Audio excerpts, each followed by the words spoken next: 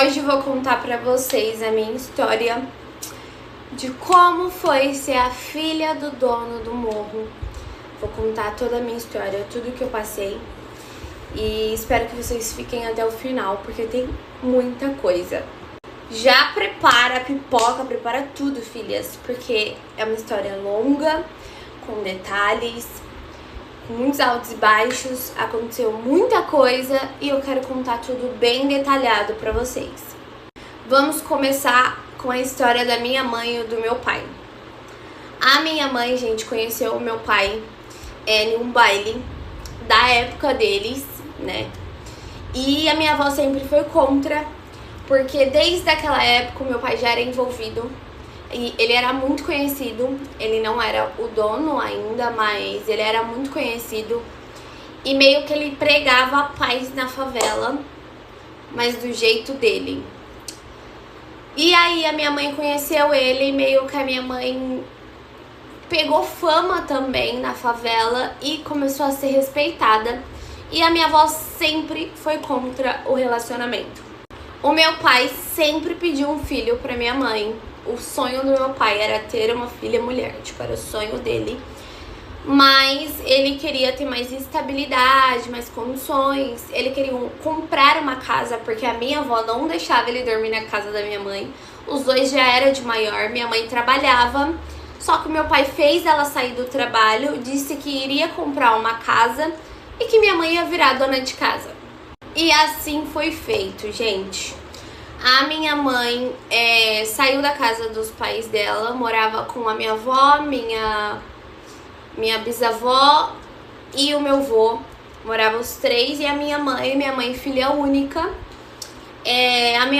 A minha avó sempre contra, nunca gostou do relacionamento, nunca gostou do meu pai. Sempre falava pra ela que não era pra ela ter filhos dele, que minha mãe ia sofrer muito com isso, que não era pra ela querer essa vida pra ela. Só que a minha mãe se deslumbrou naquela vida, sabe? Naquela vida sabe? Começou a ganhar joias, começou a ter condições, começou a ter uma casa. A melhor casa do morro era da minha mãe. Tipo assim, a casa da minha mãe tinha 4 quartos. Meu pai falava que queria ter muitos filhos. E aí a minha mãe engravidou de mim, tipo, foi a felicidade do meu pai, foi toda uma festa no morro, teve baile, teve um monte de coisa. O meu pai ainda não era o dono, né? Ele era apenas uma pessoa ali. Só que ele tava naquela, né? Tipo assim, uma hora eu vou tomar esse lugar. E a minha mãe tinha muito receio por conta disso, porque ele tinha muita ambição, ele era uma pessoa muito gananciosa, muito ambiciosa. A minha mãe sempre falava pra ele assim... Ai, gente, eu esqueci que eu ia fazer maquiagem, vocês acreditam?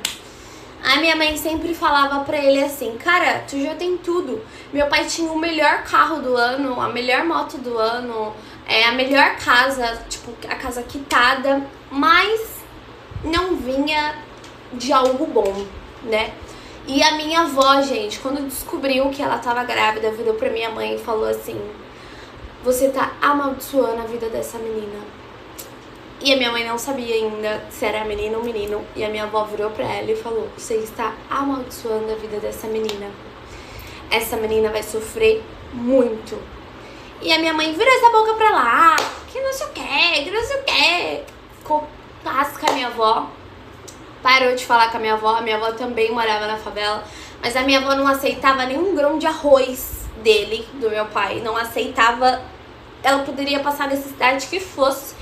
A minha avó falava que preferia viver de aposentadoria do que precisar dele. A minha avó era uma professora aposentada. O meu avô era... Como que é o nome? Aqueles pilotos de avião, só que o que fica do lado, que eu esqueci o nome. Aposentado também. Então, assim, a minha mãe, gente, ela nunca teve nenhum exemplo na família daquilo. A minha avó sempre ensinou o que era o errado, o que era certo, e sempre ensinou ela a seguir o caminho do bem. A minha mãe já tava trabalhando, fazendo faculdade, começou a faculdade quando meu pai simplesmente virou e falou: você não vai fazer mais nada, a partir de hoje eu te sustento e você vai ter filhos meus. A minha mãe concordou, porque era o sonho da minha mãe ser mãe. E com toda a certeza do mundo, gente, com toda a certeza do mundo, era o sonho do meu pai também, ser pai. Ele sempre falava pra todo mundo que no dia que ele virasse pai, aí sim ele poderia ir embora. Ele falava isso. E aconteceu isso, ele virou pai. E aí teve toda uma festa, todo um auê. Minha mãe não contou isso que a minha avó falou pro meu pai. Porque, né, tipo, uma coisa muito pesada, gente. Continuação, filhas, da minha história sendo filha do dono do morro. E aí, filhas, aí ele ficou toda naquela felicidade. Nasci, tava indo tudo bem, até uma certa idade. Ele tomou o lugar do dono, que era dono de tudo. Porque meio que o dono ali, né, da onde a gente morava, ele não pregava essa paz que o meu pai pregava. Ele fazia as coisas de um jeito muito grosseiro, podemos dizer assim. Ele fazia as coisas do jeito dele, não do jeito que era combinado ali pela favela e pelo bem dos moradores, enfim. Ele meio que tava pegando, né, o orçamento e entendeu? E o meu pai não achava certo isso, até que numa troca de esse dono, né, foi de arrasta pra cima e o meu pai ficou no lugar. Só que sendo ameaçado, óbvio, porque não ia ser fácil. Meu pai avisou minha mãe. Tipo, meu pai fez uma festa, gente. Todo mundo ficou feliz. Todo mundo. Porque meu pai que tava no lugar, que agora as coisas iam pra frente e tal. Mas meu pai avisou minha mãe que a partir daquele dia ele ia contratar caras pra ficar, tipo, de vigia em casa. Que minha mãe não ia poder sair sozinha. Que ele tinha muito medo que algo acontecesse comigo e com a minha família. Essas coisas assim, sabe?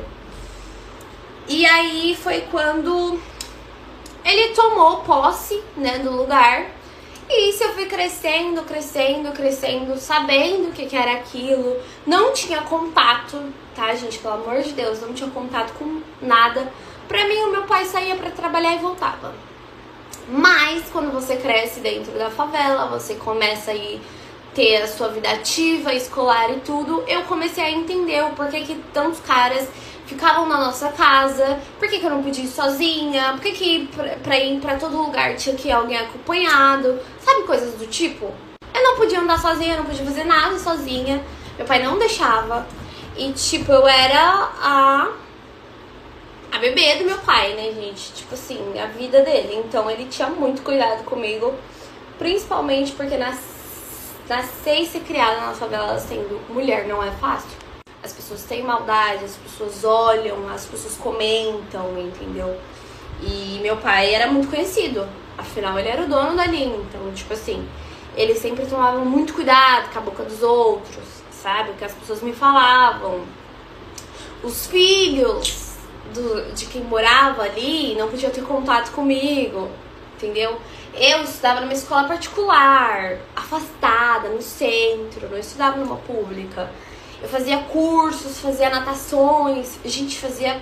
A minha vida era corrida, eu tinha uma vida de princesa, gente. Tipo assim, eu acordava às 7 horas da manhã e 8 horas da noite eu já tava capotada porque eu passei o dia inteiro fazendo alguma coisa. Algum curso, alguma natação, alguma... Já lutei... Meu Jesus! Já lutei, já fiz várias coisas. Tipo assim, eu não podia ficar sem fazer nada. Continuação, filhas, da minha história. E aí, gente, meu pai sempre teve esse cuidado quando eu tava com mais ou menos 11. Foi com 11. A minha mãe engravidou de novo do meu irmão.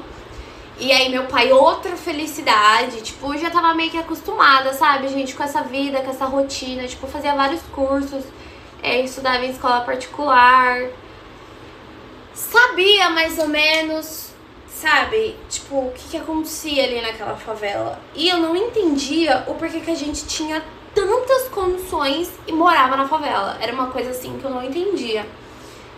Porque eu entendia que meu pai era uma pessoa importante. Eu entendia que o que ele fazia era algo que as outras pessoas respeitavam. Mas eu não entendi o porquê que a gente não podia sair dali. Tipo assim, até os meus 11 eu ficava questionando ele. eu sempre perguntava pra ele, por que que você não